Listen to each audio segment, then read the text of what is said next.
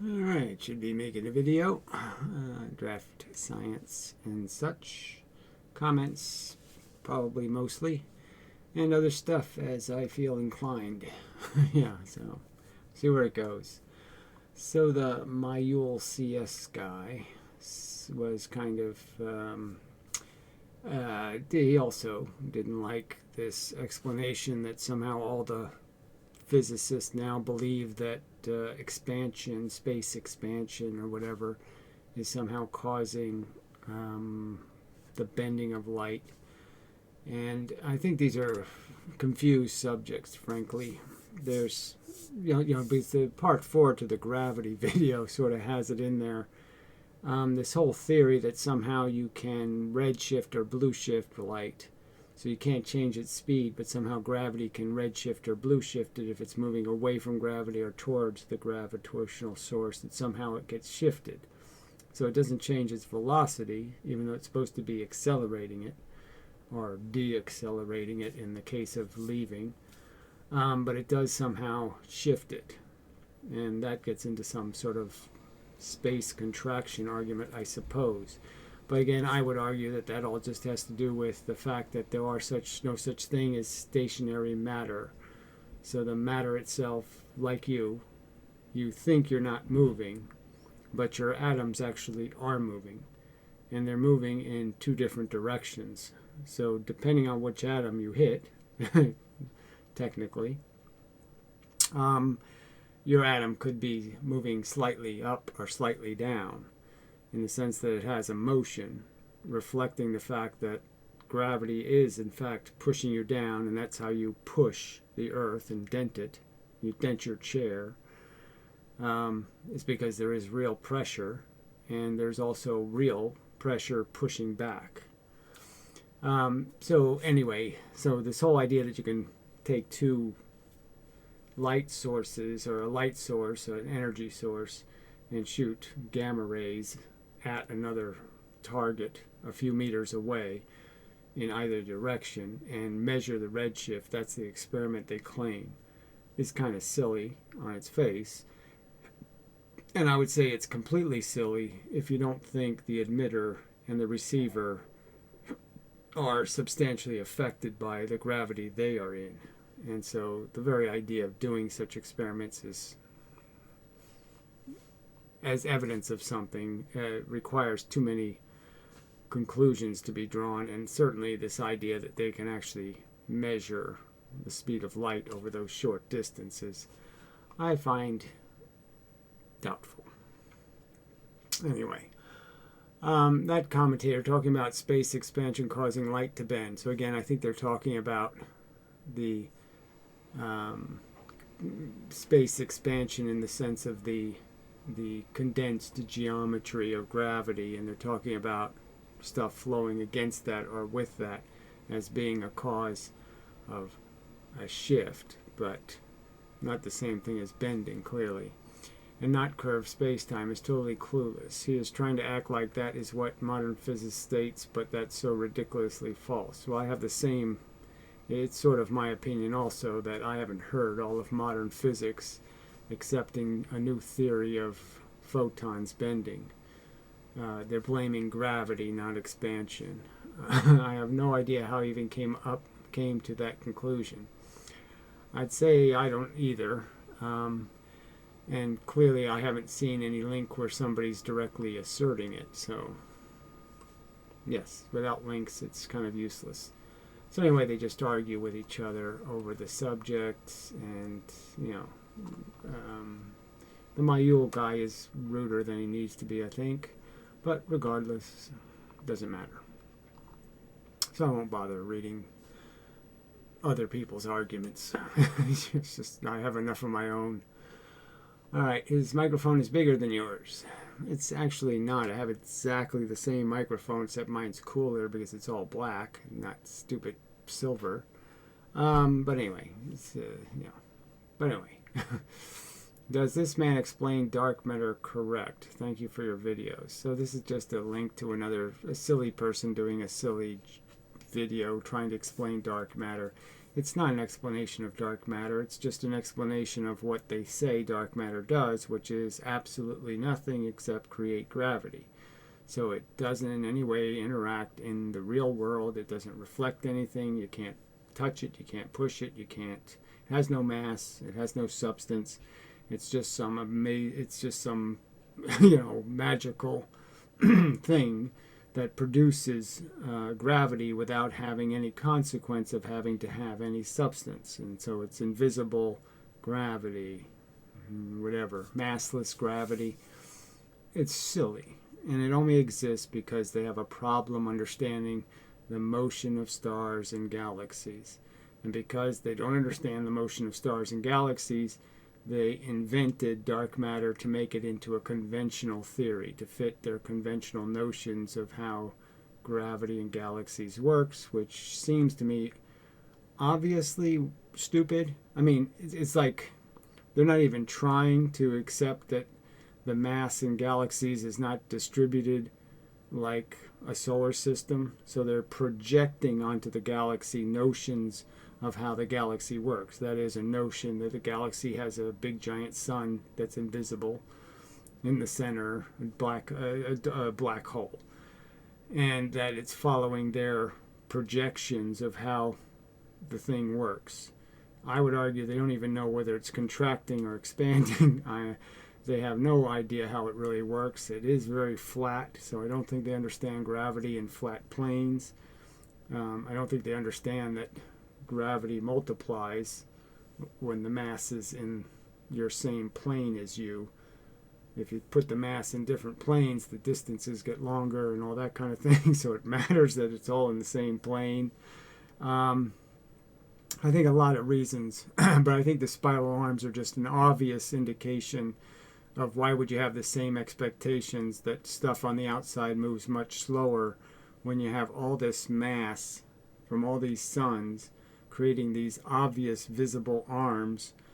I mean, it's sort of indicating the mass is spread way out. It's not condensed in a center. So why would you be surprised that motion is very different than it is in a solar system? So that's just the obvious answer, I think, is that dark matter is a silly explanation for a mathematical quandary. It's a silly reaction to math that doesn't work.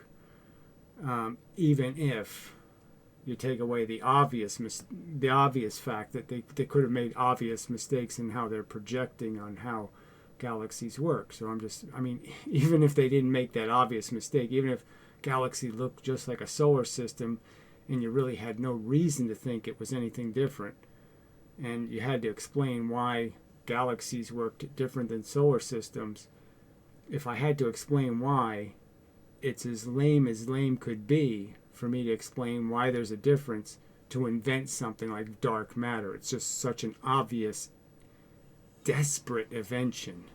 The Invisible Man did it. I mean, it's an Invisible Man excuse. It's so bad. It's like going into court and saying, I don't have any evidence for who committed the murder, so it must have been the Invisible Man. I mean, it's that bad.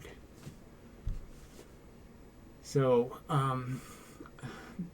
his explanation of dark matter, of course, is not correct in the sense that it's correct in that you can almost make up any story about how gremlins work. So the rules you have to follow are pretty simple. It does nothing. It has no reality except for the fact that it creates gravity. So that's the only rule you have to obey. And so it's kind of not that difficult to create a correct description when you know that it can't do anything else but just make magical gravity. So, yeah, it's correct, but it's wrong. Yeah. All right. Septic arthritis. I don't know what the fuck that could possibly mean. It's useless drivel. Alright, James SS. Hi, I like these videos you make about other science videos on YouTube. I think they are quite educational and you seem to have a good way of explaining phenomena. Also, the way you disagree with videos appears to also be a good way for you to demonstrate your ideas about physics. Well, it hasn't been that brilliantly successful, to tell you the truth. What do you say about the supposed practical considerations of Einstein's theories? So just such a funny word to put, practical, when there is no. Einstein's theories have no practical reality. They have only theoretical meaning, and I would argue that most of their substance is dependent on not having any connection to anything that can be tested. And so the untestability is the only thing keeping those theories alive, such as the ability to travel in space and adjust satellites based on Einstein's calculations. So again, this is more kind of rubbish. Frankly, they don't explicitly use Einstein's calculations to predict the time dilation, that is, the time changes on satellites. There's frankly a whole bunch of nuance to how much dilation you're going to get. It depends on how your atomic clock is made. So lots of little variables will change how much the clocks end up being off. And most of the adjustment is just done by making accurate measurements and saying how much are we off. So they basically trial and error the satellite to adjust the time. They don't really do Einstein calculations to figure out how much time is going to be off. They put the satellite up, they let it fly around, and they say how much is the clock fucked up, and they adjust it based on how much the clock is fucked up. So a lot of this stuff is more myth than reality. Also, you speak a lot about force in your videos, but do you have any thoughts on the connection with matter, energy, and chemistry? Well, obviously, I've sort of pointed out there's only two things. There's force and there's the little matter bits. And the only matter bits that are really playing the game are electrons and protons. The neutron is a composite, and obviously the atom is a composite. So the only elemental particles are the two charged particles, and the only momentum elements are the two charged forces. That is the proton force and the electron force, if you want to split the force into its two kinds. There's two kinds, just as there's two kinds of charge. And it's really just the interaction of those four things that everything else is a consequence of. So, chemistry is just the complexity of already putting electrons and protons together. It's like putting positive and negative magnets in an arrangement, and you put them in an arrangement, and see, we can't do it because magnets, we can't control their flipping. But if you could stop magnets from flipping, that is turning to become attractive, then you could have magnets in tension, where they were opposing each other, where they would just stay north, north, north, south, south, and you could keep that tension. But as a practical matter, we can't make that happen because we can't stop them from flipping. Well, when they're in atoms, they don't flip because they're monopoles. Okay, the electron is we can't make a big monopole, and not practically. So we can't play with monopoles easily, because they end up being electrically charged, which means they're not a pure monopole. It means they're one thing on the outside and another charge on the inside, so to speak, so that you can't really use them as a monopole. But the point is that in the atom, it's a complex arrangement of the little charged bits, and they're in tension. That is, they're repelling each other. Obviously, the electrons are attracted to protons, but the electrons are repelling each other. I've sort of explained this before, and I've drawn pictures of it, but if you can sort of understand, if I had two electrons here and they're repelling each other, and there's a proton here that they're both attracted to, you really have to do it with three. So you have an electron here, an electron over here, an electron here, and here. All right, so just remember there's one over here. Okay? And then one here, and then one here. So for this one to get closer, you can see that it would have to push closer to these electrons it's repelling. And that's what stops it from moving in. And likewise, this one will have electrons stopping it from moving in. So there's tension. So I've used that word 4,000 times. So the atom is just charge and tension, arrangements that are durable, okay, where nothing can substantially change because it can't move any closer and it won't move any further apart because it's still attracted, blah, blah, blah, blah, blah. So it's stuck, okay, in a place that it really can't escape. So chemistry is just the byproduct of those composites. All right. What I mean is, do you consider the connection with the chemical composition of planetary bodies, including particular metals and other elements and effects we observed with gravity? No. The only thing that matters to gravity are electrons and protons. That's what it's pushing. That's what it's hitting and moving. That's what it's... they're absorbing momentum from the field energy.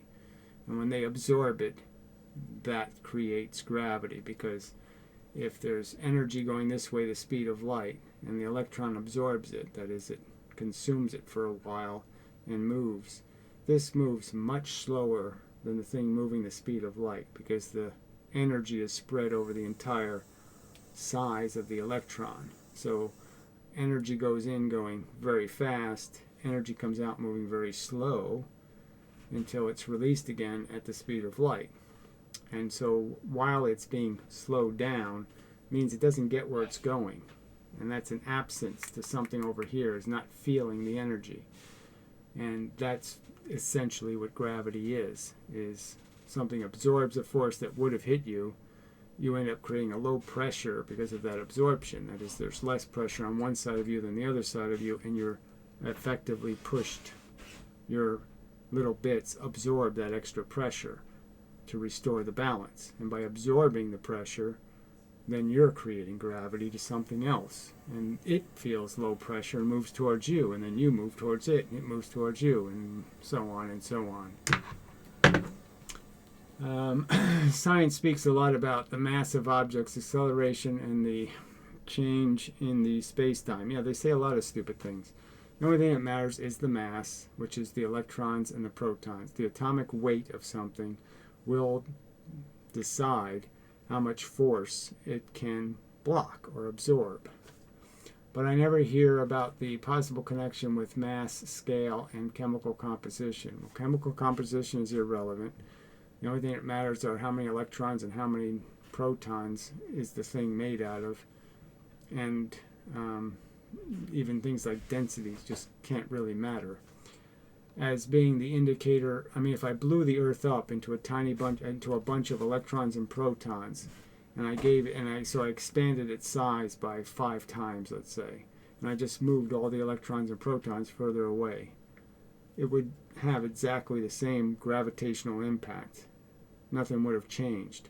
Now, its surface circumference would be bigger, so obviously the gravity would be less on that circumference, but the Earth itself would be creating as much gravity to the rest of the universe. All right.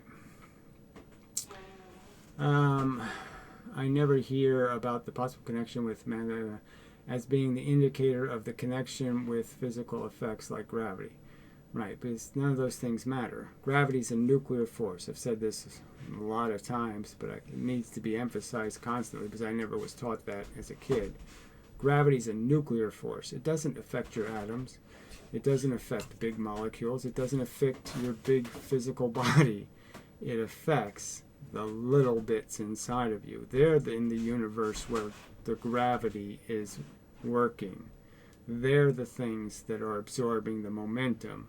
They're the things, for your atom to move, the little bits inside of it have to move. They're the bits doing it. The little bits are the real universe. The real universe is electrons and protons moving. The real universe isn't us doing all this crap. I'm sorry if I'm not making much sense. I'm not very good at understanding scientific ideas. Well, conventional physics isn't very good at it either. So, don't feel bad, because they got a lot wrong. Alright, so Joseph T. Alright, thanks for responding to my comment, Gary. But I feel you didn't really give optimum theory a chance. Well, it's just what I've already explained this 5 million times, but it's not my job to go out and debunk every tinfoil hat idea that's out there, every claim that's made that's out there. It's to my advantage to work on the real opposition, which is the one sitting in the throne now. I mean, deposing a bunch of would-be kings is a waste of time. I need to depose the king. I got to kick him out of this chair before there's any hope of getting the chair filled with the right answers. So, I mean, you've got to understand, I don't have a whole lot of patience to go after every little quacky idea out there. I mean, I made my points that, here it's dependent on quantum foam and a notion of physicality that's completely wrong, and it completely ignores what I consider to be the most important force effect that exists, which is charge. Charge is responsible for everything. There is nothing without the proton and the electron having completely inverse properties of charge. That's why the universe works. So any theory that ignores that is useless. Your main contention seems to be that it wasn't enough explanation in the video that you were linked. Yeah, well, it wasn't an explanation of anything. It didn't show anything interesting. It was a pretty useless attempt to claim I have a unification theory.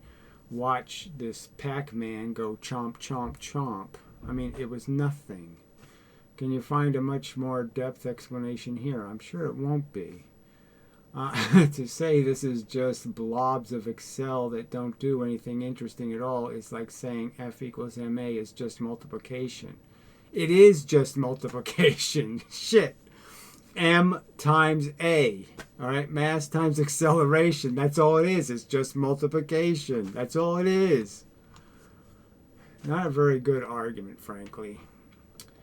In your previous video, you say atoms aren't cellular automatons. Right, and electrons aren't, and protons aren't, and certainly photons aren't. I think you are missing the point. No, I think you're missing a lot of points. And I don't know why you find this idiotically named theory that is so simplistic and without any kind of hard evidence worthy of so much attention by you. Why are you such a devotee? Seems to be much more fundamental. How's it fundamental? It gives bizarre properties to things that we know don't have those properties. You're going to create a very complex thing out of something we know is dirt simple, like a photon.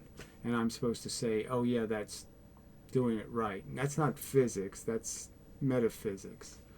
Cellular automata are a much lower level than particles. It's just a silly thing to say, frankly. Particles are as fundamental as it gets, in the sense that they only have the basic property of their own momentum, and that's it. They don't have any other properties. According to Gary Lee, particles and their properties arise from cellular automata. Well, again, according to him, so what? Again, he ignores the most important feature in all of physics, in my opinion, charge, and then plays with some notion of quantum foam, which doesn't even have a sensible definition, which are like the pixels of the universe. And how so? I mean, frankly, if you just said they were, like I said, the cellular automaton is this complex thing with a membrane. How is that more fundamental physics? That's not more fundamental, that's more complicated. That's the whole unification aspect of the theory. Well, I didn't see any of that. I didn't see how you're unifying anything when you ignore charge. I mean, unifying means you have to include charge. Unifying doesn't mean you exclude things that we know exist. That's not unifying, that's dodging the question. And you misunderstood about this not finding a following. It was unsuccessful on Reddit, but it has found an audience on 4chan. Well, again, why do I think 4chan is where all the people who have a brain go? Do I think that? Oh, wait a minute. No, I don't think that. I think that's where all the nutters, liars, connivers, and thieves go to have to do stuff, right? Why are they hiding in caves? Why aren't they on the real internet? Is there some good reason for somebody to hide in the back alleys of the internet? No, there's no reason at all. Other users have been creating their own cellular automatons and improving them for a while now. Seen here. Well, let's watch this, but it's going to be nonsense. But why this guy's devotion? Again, what sense does it make? So, anonymously competing programmers developed the following automations using the same optimum theory rule set derived from the equation U equals E over S, which means nothing.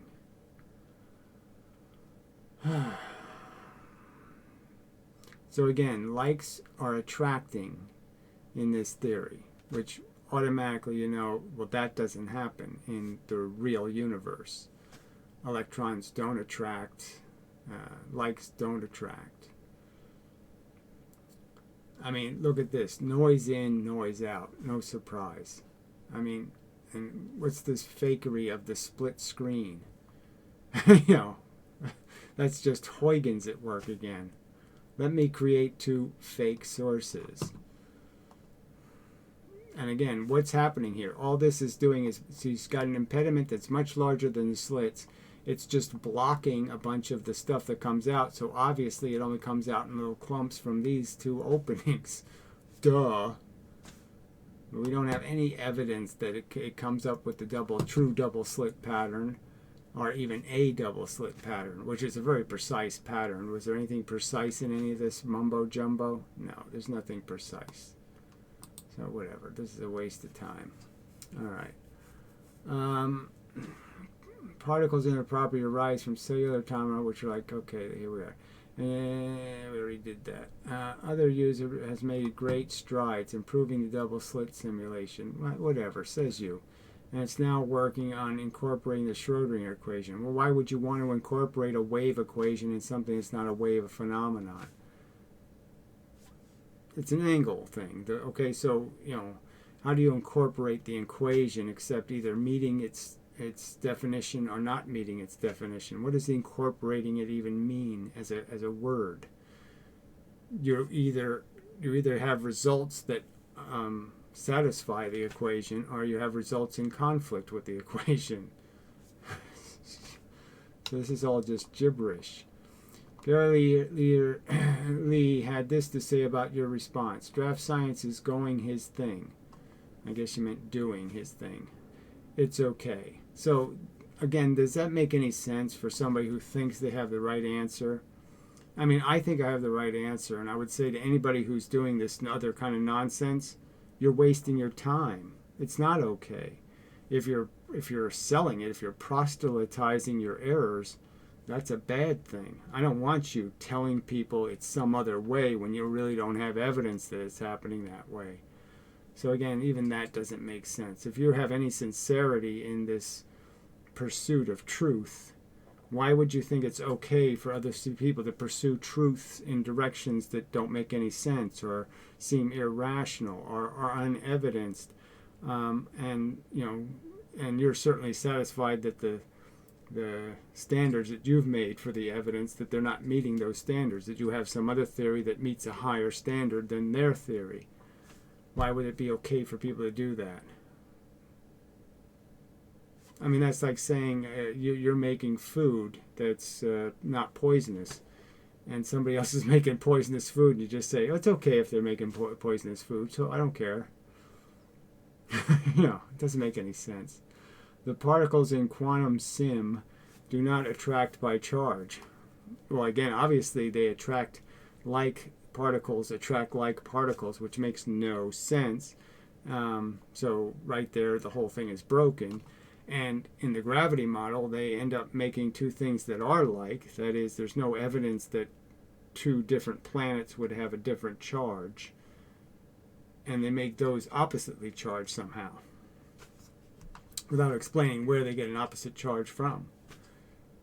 You can't say Venus is a proton, the Earth is an electron, and then say Mars is what? Another proton? I mean, what, you just make it up? I mean, the Earth is a proton, and then the Venus is an electron, and Mars is an electron. I mean, what's the bullshit? It doesn't work. Charge is not exist. Charge does not exist in the optimum model. Well, isn't that right there? Aren't we done then with the conversation? The phenomenon of charge has to be explained. If you don't have an explanation, you don't have a theory. Also, DF, I guess that's draft physics. Great. Or draft science with an F, DF. Doesn't seem to understand that optimum is infinite. Well, that's another reason to say, oh, go away. How the fuck would you know whether it's infinite or not infinite? Why would anybody even speculate on whether the universe is infinite or not infinite? We just can't make those declarations. But what we can say is that the big universe isn't just like the little universe. That there's absolutely no reason to think that this is some kind of electrons all the way down, or some sort of model that just keeps making things that are more and more elemental. It seems pretty clear that these things that we are seeing are elemental. Protons, electrons, and photons. Which is why he doesn't understand why we use quantum foam for this model. Which is why he doesn't understand why we use quantum foam for this model. Well, I didn't know quantum foam was an infinity theory. But again, how do you even know? What evidence do you have for that? Oh, there's absolutely zero evidence. You're just making shit up. I wish him the best of luck. Well, see, why would you do that? I don't wish you the best of luck, okay? I think you're just doing pseudoscience on the cheap. You have a shallow understanding of the experiments you have to make your model meet. And you're pretending because you have something that vaguely looks like something that somehow you've done all you need to do. No, it's far short. So whatever. I mean, people and their religions.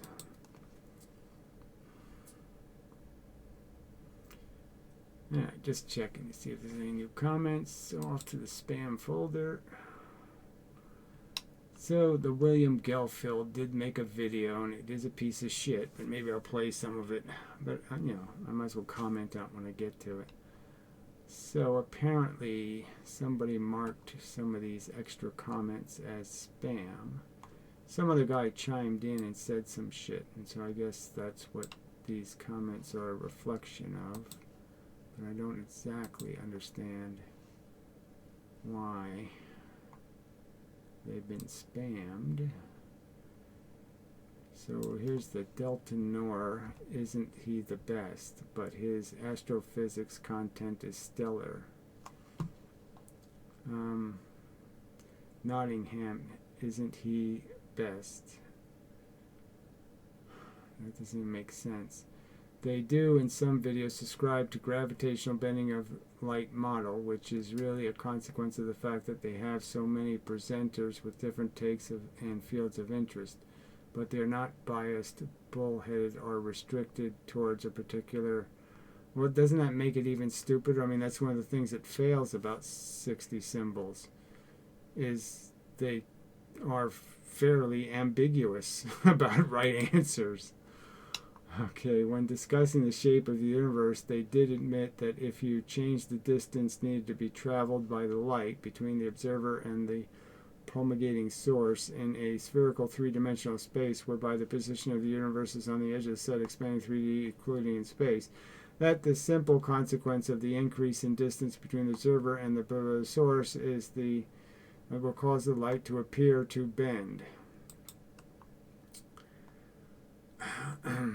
Well, that's only if you assume the universe is a sphere.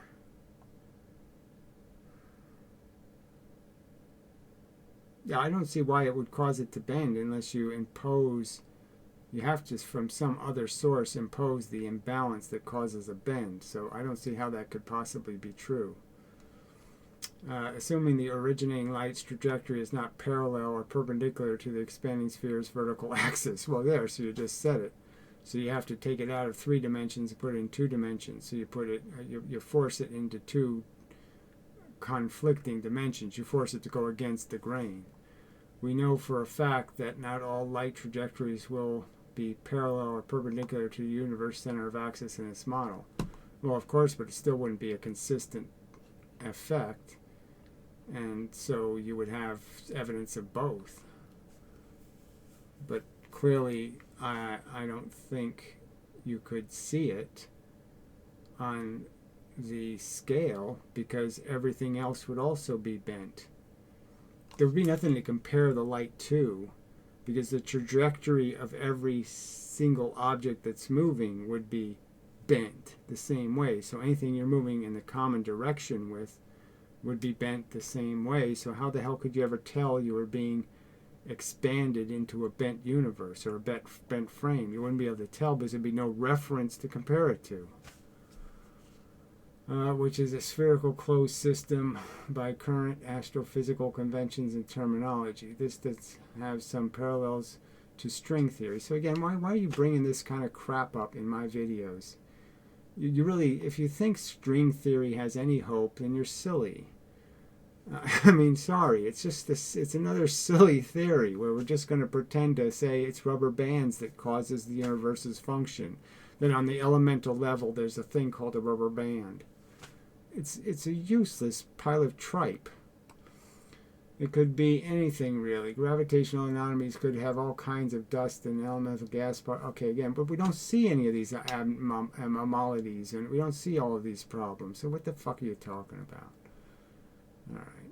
Well, I'll unspam this but I don't know what the other guy said, unfortunately, because he deleted his comments. But this is stupid. All right. So off to the Gelfield video, I guess. Let's see if there's anything. So I played a little bit of it in here, and he was talking about the double slit, and I said, well, that's a fair argument. But I don't know why he has to make a video with all this, bullshit. So he could just, look, just take a video, make a video of a beer bottle and just talk like a human being. But what, he puts this stupid music over it. It's a useless video image, so why bother trying at all? I mean, it's just stupid. Just make an audio video with nothing in the video. It would be better than this. Good morning. This is William Gelfand, and I'm doing a response video to DraftScience, aka In Bedlam. Yeah, what is all this crap? You just can't get to your fucking point, you retard? Is it that difficult for you? I mean, really, you can't figure out that you're trying to make some counter argument and you're going to make it in this way and say this is win? No, it's irritating. So Gary says, so first of all, Gary moved, so I hope that worked out well for him. And, but I've noticed that, Yeah, I actually found a bunch of termites right over there. So, spent the day tearing out a bunch of rotten wood. I just do a video, in commemoration of the big move out of Mendham, straight out of Mendham. So I've noticed that his science, even though it is now no longer in Mendham, it is still... Yeah, well, the channel was never called In Mendham. It's called Draft Physics. So why is it even relevant what my other channel's name is? Oh, yeah, it's not relevant. Wonky as ever. So he's sticking with the idea that the photons in the double slit experiment are just bouncing at, 3 degrees or 6 degrees or 12 degrees. Yeah, that's where they're ending up. That's right. That's what the pattern is an illustration of. All right? The slit image, the image of this slit and the image of this slit ends up getting projected to these locations at the approximate center would be whatever, 3.38 degrees, depending on the frequency of the light and the width of the slit. And then it would be double that, 6.5. That's all the math is doing. You just multiply the n number, the node number, times whatever node it is you want to know, times the angle, and you get your result. So it's not that complicated. I didn't invent the math, okay? That's what the math says. Oh, shit. When they go through the slit, and that it's not interference that's causing the double slit pattern, but it's actually two, I don't know if it's two single slit interference patterns kind of on top of one another. So I've never said it's two single slit patterns on top of each other. I never said any of that. What I have suggested is this is about electron pressure. And so it's about the distance between the slits, and that's the key thing. How far apart are they? That's why the same math works for the single slit and the double slit in terms of the fact that they change the variable. So in the double slit, the variable is the distance of the impediment. In the single slit, it's the distance of the opening. Now, those two distances, theoretically, could be the same. All right, the double slit is just saying, look, the slit is this far away because of the impediment. In the single slit, the slits are this far away because of the opening. But the only thing that's consistent between the two experiments is the distance, the actual distance between the slits, how far away they are. So as I pointed out, this can just be a charge phenomenon in the sense that I'm arguing that as you get closer to the surface, the electrons are under more pressure. And you're shooting the light through against the surface, and just like light diffraction goes through one layer of electrons, the angle of refraction is always the same. Clearly, if the light's going this way, it could go hit many electrons, so it can go at all kinds of angles. So that's why there's more than one angle of deflection. And the pressure this way would be different than the pressure this way in terms of moving the electron.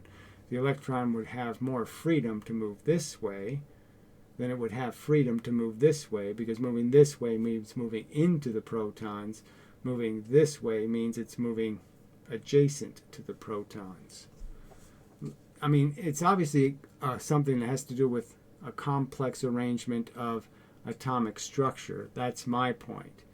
It isn't photons that make this experiment happen. Photons aren't doing anything interesting. The material is creating an interesting surface. And we already know that surfaces are interesting because we already know that in all transparent mediums, they all diffract light. They all refract light. Or whether... And different amounts of refraction. So, depending on the material. So we know that it's important how close these electrons are. It's important how the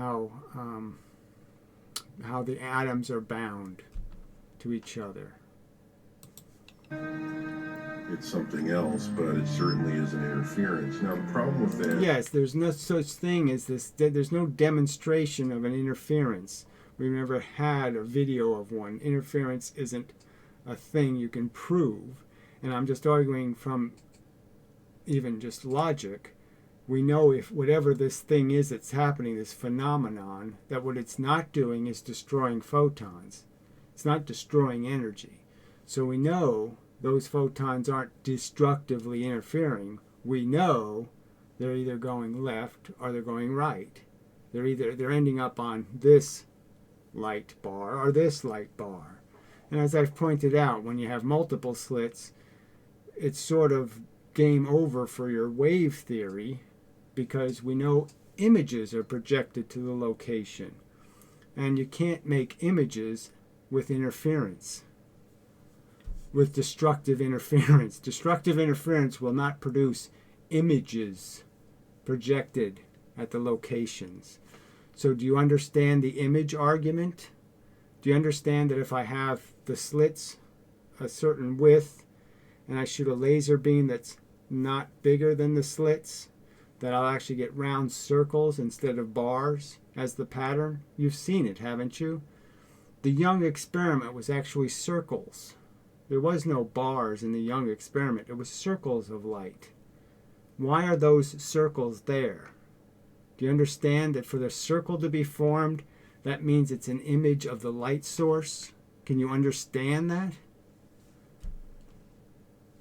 Is if you have one slit open, and your assumption is that the photons are bouncing 3 degrees or 6 degrees or 9 degrees, and that's what's causing the on-off pattern, the bar pattern. Right. In a single slit, that would mean that some of the electrons are out here that it's hitting, and some are right close to the surface it's hitting. If it's the ones close to the surface, leaving this, see, I can make this argument two ways. You could argue that where the light goes is changing it. Or you could just argue a probability argument that all the light that goes near the surface has a probability of hitting an electron. And the fact is it has a possibility of hitting more than one electron. So the more electrons it hits in trying to navigate near the surface, so this complex area where the two surfaces are mating, the not glass versus the glass, or the not carbon versus the carbon, that surface is a complex area, and anything traveling through that complex area can hit one electron, or it could hit two, or it could hit five, or it could hit seven, and the more it hits, the more it deflects. That can be one of the simplest arguments as an explanation. It's a possible counter argument to your extraordinary theory that the photons are somehow interacting when we have no evidence that photons can interact with each other. When you open a second slit. All right, so you have a first slit. You can't open a second slit. So you have to first say you have two slits and you covered one. Now the problem with that is covering, what does that exactly mean? Does it mean that the slits are, here and here, and you put a cover that doesn't touch the slits? Because that's sort of important, right? Because you know that the materials are conductive. So if you put the cover right against the surface, well, that's going to be different than having it a little bit far away from the surface, right? And the whole point I've been making is that the opening is creating a charge environment. And so when you have these two slits, just like with electricity, if I do that with electricity, if I have an electric current across a field, and I put a third, I have an electric field, and I put a third item in between, that I ground, this voltage ends up being half of this total voltage. So, I mean, it's the fact is that it can communicate. The one surface can communicate with the other surfaces. Charge on one face always affects charge on another face. When you bring two things near each other, they start to affect each other charge because the electrons are repelling each other. They're natively always going to have their electrons on the outside. That's the nature of atoms, right? You can understand that much. The nature of atoms is always to have their electrons on the outside. And so when you bring two surfaces together, obviously those electrons are going to be the things that are going to encounter each other first, and they're going to repel each other. And so one side sort of has to give. One side has to go positive. That is, it has to swing its protons towards the electrons, and it has to throw its electrons back for those two surfaces to find it comfortable to be near each other. And then they actually start to attract each other eventually. But to get over the repulsion, one of them has to go positive and one of them has to stay negative. That's just a fact. It's a logical fact, and I think it's well demonstrated by evidence. You should not have more dark bands where there weren't any before. Okay, so I've never suggested that you will have. I'm saying the pattern obviously changes with the more distance you put between more slits. So if you could actually physically add more slits, the point is if I think you do the experiment by having a two-slit experiment, then put a shield a little distance away from the experiment, all right, then you have some hope of doing the experiment without messing up the pattern, and that you could physically actually create a pattern where you wouldn't see a dark spot get light or a light spot get dark. See, it's so hard to explain because you have to recognize that the intensity is really important, and we can't really see the subtle differences in intensity. So even the dark bands in places in the double slit experiment have a lot more light in them than what we might perceive.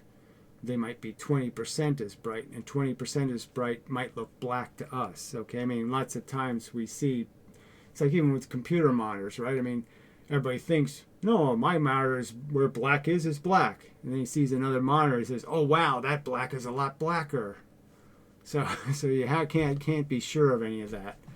But I'm certainly not arguing. I don't disagree with your point if you can actually do the experiment to prove it. All right, but what I'm saying is I haven't seen any evidence that you can actually make a spot that was dark go light by moving in the impediment. I haven't seen that done. Because, especially if you're shooting the photons through one at a time, okay, you should not see that, but that's what you see in reality. And so you're saying that's what you see. So I'm saying, no, that's what you're saying happens. But do you really have any hard evidence that that actually happens? All right, and I'm saying that no, it's always a little bit too blurry to tell when you're doing those transitions. So the one experiment I've seen where they do have a moving impediment, it's sort of 50-50 evidence. When one slit is completely blocked, you still do have kind of a double slit pattern. So that it is kind of a blurry line. There's no clear distinction between, okay, I cover one slit, I get a single slit pattern. Then I have two slits, I get a double slit pattern. It's not that clear. that you can be at odds with reality, and your system can be at odds with reality, but no one's going to. Well, again, see, you're making these statements, and again, have you linked me to this great experiment that shows the phenomenon you're talking about? I don't believe you have. So you're saying you've already established it as a fact when you haven't established it as a fact. Because again, it's a very difficult experiment to do in the sense that, of course, you're going to influence the slit by putting something material which is going to have another slit in it. Don't you understand? I mean, you're taking two slits and then you're essentially going to move something, and I'm saying two slits is really four surfaces, 1, 2, 3, 4, and now you're going to move in two more surfaces, surface, right? I'm saying that that's the complexity. You're adding to this charge field and going to change where the photons are going to end up going based on the fact that you're going to affect the electrons and how they're positioned. Take it seriously. So, no, you're just speaking for yourself, okay? You have a lazy brain. You've bought into a whole bunch of crap that you've never seen actually proven. You don't understand any of the crap that goes into making say the LIGO experiment, all the details of what they do to stuff, and you just believe it. Where I just make the simple points that first, no way have I seen them demonstrate that they've accounted for every noise the universe makes, and I certainly haven't seen where they have any theoretical grounding for this notion that they can convert mass into bent space. Hopefully, this is understood, because let's label the slits A and B. So if a photon goes through slit A and it bounces, some multiple of 3 degrees, it's going to land at a point. And that's true whether or not the second slit B, is open or not. Because in Gary's... Well, see, no, that's exactly what I've said. No, if slit B exists and slit A knows of its existence, then slit A won't act like a single slit anymore. Because the charge will have, just like the voltage, it'll be a different voltage now. Because now there's it goes from positive to negative to positive to negative. So now it's two negative slits on the outside. They're not positive and negative anymore, right? I mean, it's negative, positive, negative, no, it's positive, negative, sorry. So it's still positive and negative, but the distance is obviously much greater. But because of the impedance in the middle, there's no 10,000 volts anywhere anymore. There's just two 5,000 volts. Classical system, you can't have spooky action at a distance, so that photon is going to land there with probability P, regardless of whether slit B is open or not. So again, if slit B exists, again, this word open is I just said it. I'll say it again. I mean, obviously, I'm saying the materials are the things carrying the charge. They're the things carrying the electrons under pressure. So if you're moving a cover into the field, the cover is going to be also influencing the slits. So it's going to create a new pattern because it's going to change the pressure of the electrons, quite obviously. And I think that's what the experimental results show. That's where I was talking about the ambiguity of the one experiment I saw where they had a moving slit, a moving cover. And it was kind of ambiguous actual results. But in reality, when you do the actual experiment, you open slit B, and then that probability changes from P to 0. Well, you can see it in the actual experiment when they do the single slit and make it wider and narrower. You can visually see that the pattern changes because the bars get thicker. So obviously the places that are light and dark are different because the bars themselves are bigger. So they're, of course, filling in places that were dark before. So I'm just saying, obviously, any change to the width changes where light and dark is in the pattern because it changes how big the images are of the slits. So how is that possible? Okay. Because the probability of having gone through slit B that it lands on that point may not be P. It might be P2, P sub 2. But that probability can't be negative, so it's not going to cancel out the other probability.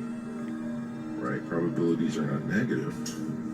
So again, you're just not saying anything. Again, the probabilities aren't the problem. The problem is that there's two things that influence where the light and darks are. It's either the frequency of the light or the distance between the surfaces. So as you change the distance between the surfaces, you change the pressure of the electrons, and I'm arguing that it's the pressure of the electrons that decide how big a degree of deflection you get.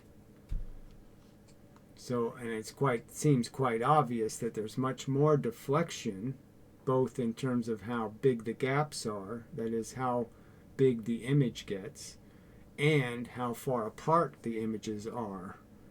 So both degrees change. Both the image gets bigger and the separation also expands. The whole thing expands as you increase the pressure, which would be consistent with my argument. The greater the pressure, the more the deflection. So how do you explain that unless you allow for spooky action at a distance or interference? Or sensible people who have...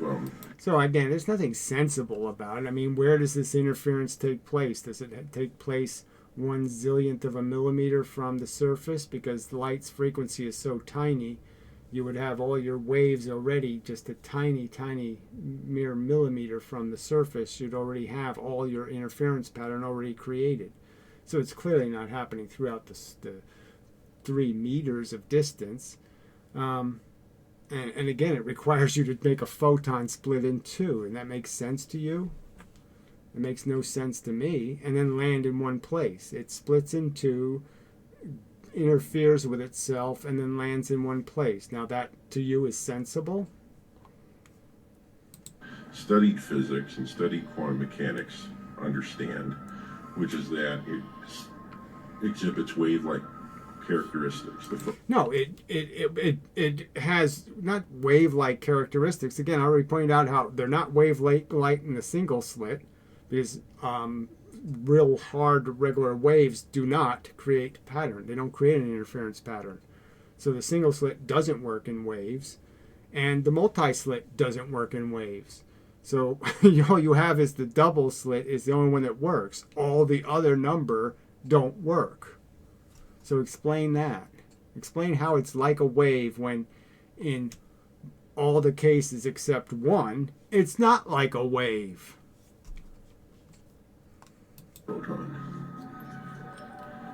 The other thing too is I heard him talk about chaos theory, and chaos theory is not just two random words put together. It's actually a field. It doesn't matter. It's premised on a stupid notion of, oh, it's so complicated, I can't tell what's happening. Well, of course it's complicated. It's a zillion little pieces, and they can bunch up into all kinds of bizarre, improbable arrangements. So, of course, it looks like chaos, but it's not. It doesn't say anything. We already know that you can create Richard Nixon in a potato factory just by slicing potatoes, for fuck's sake. And obviously on a checkerboard, if I had a zillion spaces on the checkerboard, I could probably, there is some probability of all those checkers arranging and it would look just like Richard Nixon. It's there as a probability, as a possibility on that simple checkerboard. All it has is black and red squares, and all it has is black and red checkers. And there you go. You can have, if you have a zillion of those squares and a zillion of those checkers, you can have all kinds of interesting pattern with just simple rules of movement. Forward, back, up, down, left, right. So this is just horse shit.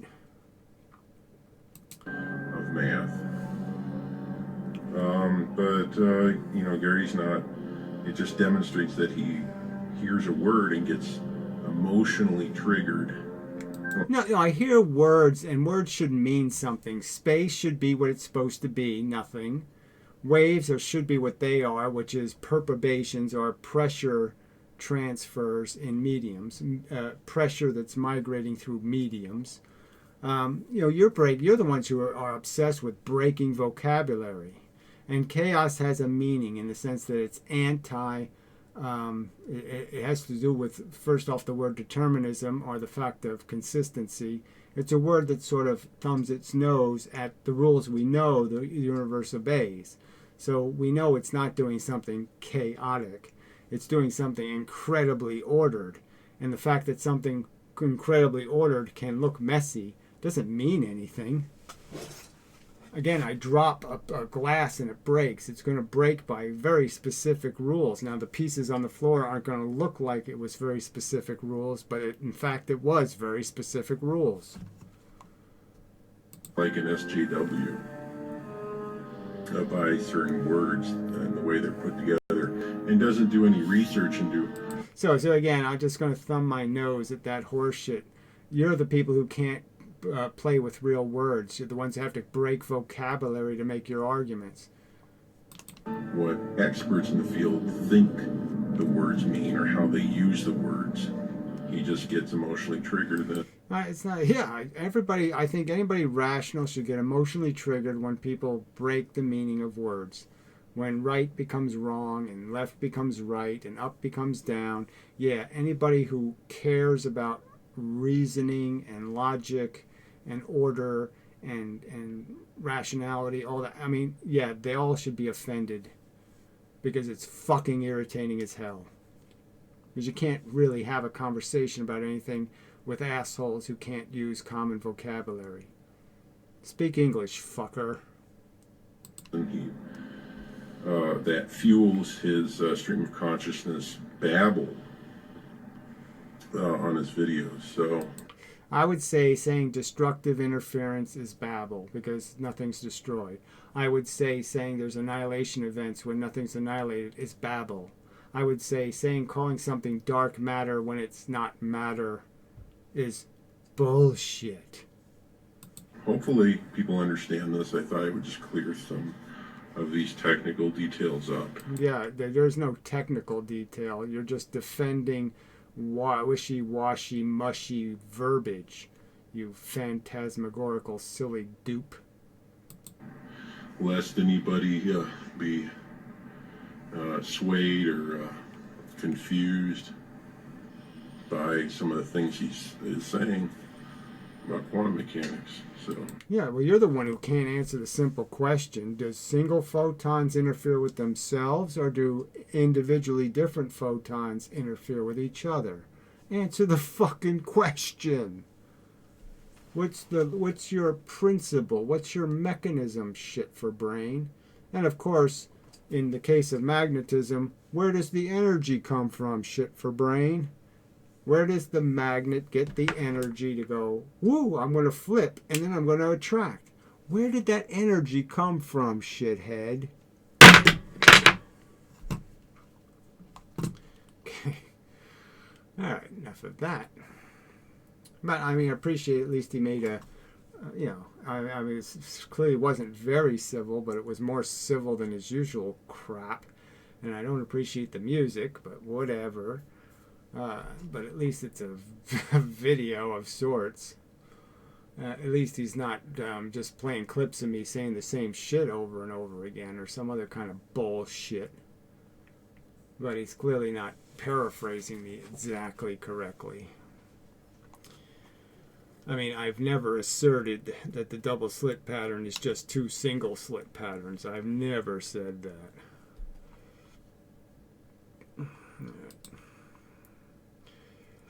Asshole. So we could do part 4, but I probably should save that for a dumbass video just to do it right. So that's what we'll do. And is there anything else here? Light as a wave. Yeah, I could read Puro comments.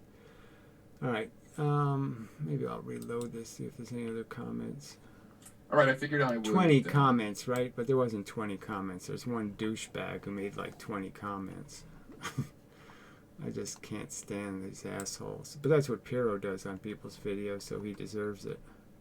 Deserves to have some dumbass full of himself, egomaniacal kook, posting 20 comments on one video.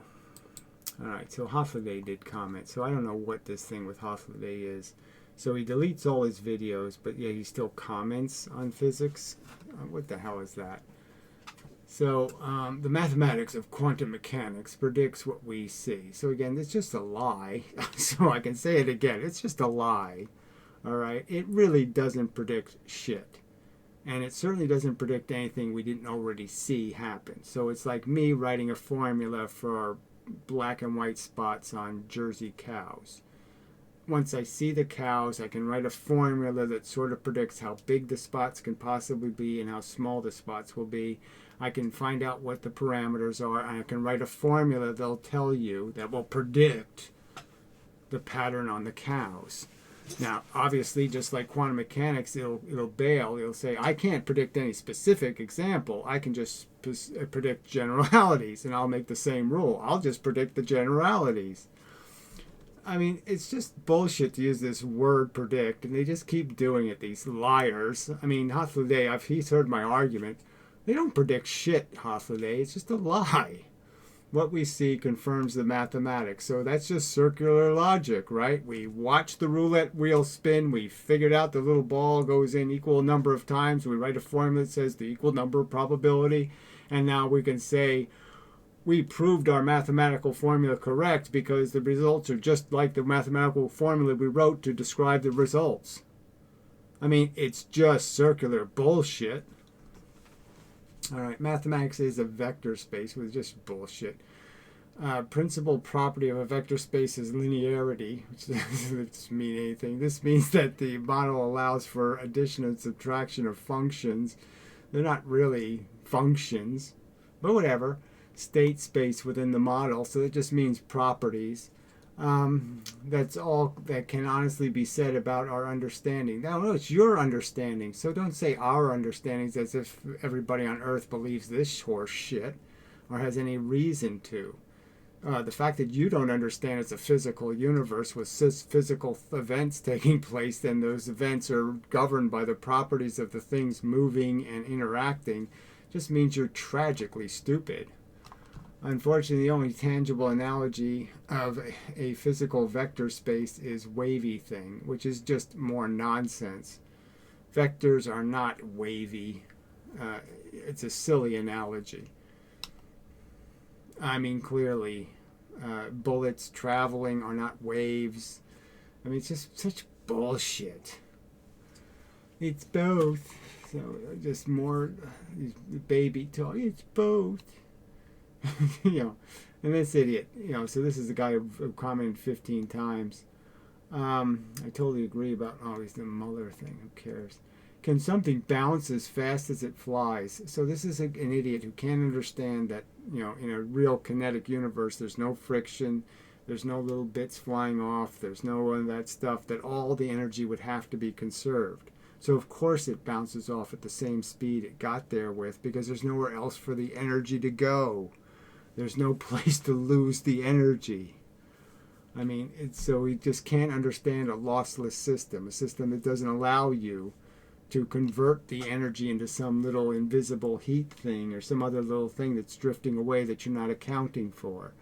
When you use bits that where they are energy themselves, they can't be destroyed. You can't destroy the energy. I mean, so the thing either gets moved or it has to reflect.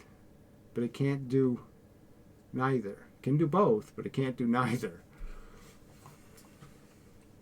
All right. I won't bother reading the rest of the crap. It's both waves and particles, says modern physics. It's not what they say.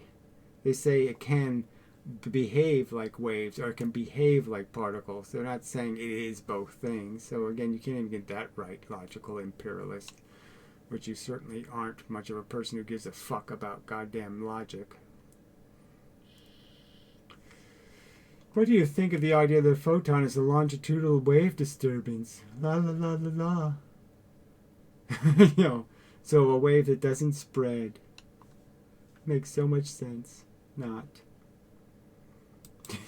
Just people are so stupid. Oh, Pirro responded. Doesn't it seem to be transverse? So yeah, doesn't it seem to be spreading in both directions? Don't photons seem to be going all over the place? No, of course they don't. Perpendicular EM fields, question mark. Then again, the direction of the electric and magnetic fields moments is a little arbitrary. Well, they're not really arbitrary, they're explicitly perpendicular. They are actually happening in place. There is no transverse extent. Oh, yeah, you mean they never go in those directions. The ones you are projecting on them, they never actually go. It's just drawn that way, so maybe. What do you mean? Elaborate. Why? Yeah, we won't be doing any of that. Yeah, he didn't elaborate. Okay. Idiots. Fucking people are so fucking stupid. Shit, I hate this planet. Oh, this Professor Lewin video might be worth listening to real quick. Alright, so electron spirals in magnetic fields. So he's doing another one of these stupid mathematical things, right? So instead of getting to a concept, he just wastes time on doing, well, let's pull out our little formulas and do our little fucking mathematics.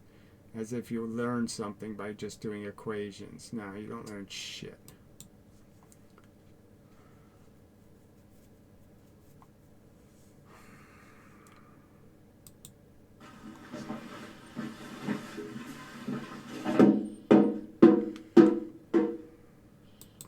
Like some 5-year-old. Thank you. Hello, hello, hello. Today, an easy problem. By all means, a high school problem. I have a homogeneous magnetic field going in this direction. So it's not really going in a direction. All right. So the field is just a magnet. It's the again like measuring the weight of an electron. So you're creating an even electric field that is a circular one, spherical field pointing in. all right, and he's going to launch an electron into it. So he's not going to shoot the electron perpendicular to the field, that is, into the field. He's going to shoot it longitudinally, so at a 45-degree angle. So it has a vector up, but it has a vector forward. So the field itself, okay, is even, but so basically what you have to have is you have to have a bunch of I don't even think you can do this, frankly. I don't think you can make one very far apart, because you need two coils, and the coils have to be strong enough to be able to control the field in the center. So you can't make this tunnel too far apart, because then you won't have enough of a field. The field would be too weak. But anyway, the point is he's going to shoot it, the electrons. So instead of shooting them straight up and getting them to go around this way, he's shooting them a little bit forward, and it's going to cause them to process, all right, in the field. It's the same everywhere. And I have an electron which I shoot into that magnetic field, and the angle between the velocity of the electron and the magnetic field is 45 degrees. So you see that here. Right, so it's just shooting, processing into the field. Now the interesting question to ask would be, how long will this thing last? Because it's going to run out of energy. And the question is, why? You've given the electrons velocity, and yet they don't keep it. So the point is when you shoot them at this angle, the force you're shooting them with disappears at that angle.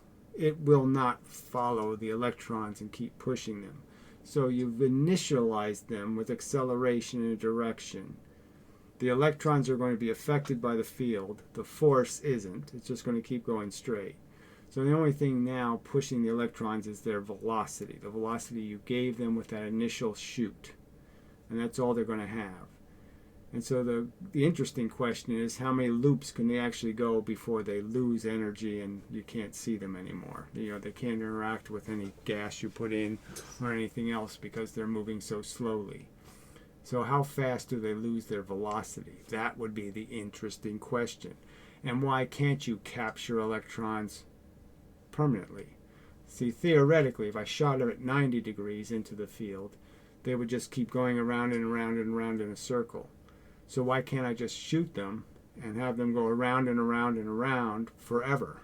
Because there's technically no friction. So why can't I just watch electrons spinning around in a circle forever? That would be interesting questions. This crap isn't interesting. That's the velocity. The kinetic energy of that electron is 26 electron volts.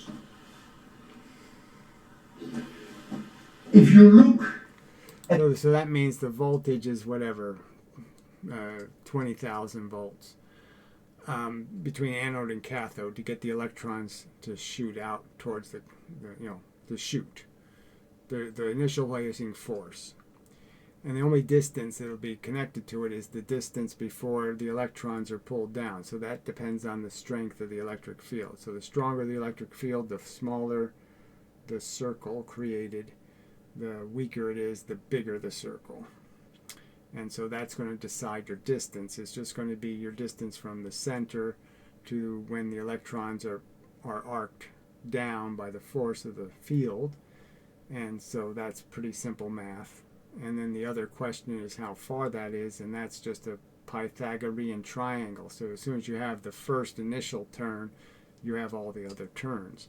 But the technical argument would be is as the electrons are slowing down, the precession of that circle might change.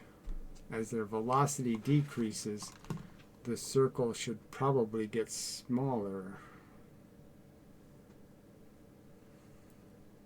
The motion of that electron, which is going to spiral, if you look at it from this direction, then you will see it going around in a circle. So no, it'd be interesting if you could link to a video that actually showed this experiment, because I would argue they've never done this. There's no video of an electron going through a whole bunch of these things. There might, as far as I know, maybe there is.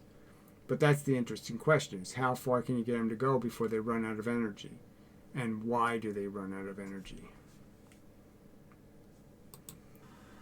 But if you look at it from this direction, you will also see, of course, that it's moving in this direction. And the reason why it's moving in this direction, because this velocity vector has a component in the direction of b. So that's why it's going to spiral, like this.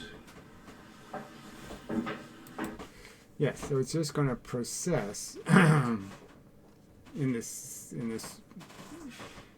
field. But again, like I argued before, it's hard to create those harmonious fields for any kind of distance. So I would argue that this can't, realistically, you can't get more than a couple of turns out of it before your magnetic field fails.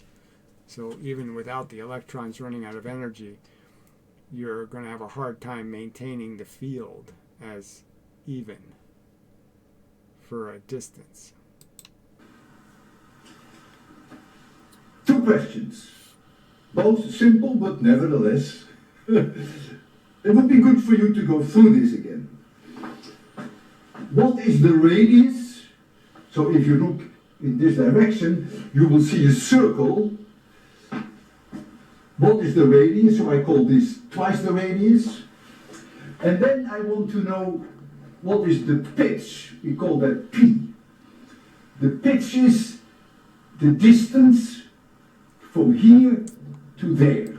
Yeah, we can see that. So again, it's the distance from, also from your emitter to here is the same distance. So once you have this length, then you have this distance. So both questions can be answered with the same equation pretty much. And you'll get this length once you know the spiral's width. And the spiral's width, this width will be dictated by the Tesla, the strength of the magnetic field, multiplied, divided, whatever, by the electron volts, the velocity. The velocity and the field strength will tell you how long it will take for this to bend down. And once you have that answer, you have all the rest of those things. So just a totally uninteresting, the real interesting questions are, why do electrons lose velocity? All right, so I think that's enough of a video, I'd say, right? Yeah. I think it feels like enough of a video.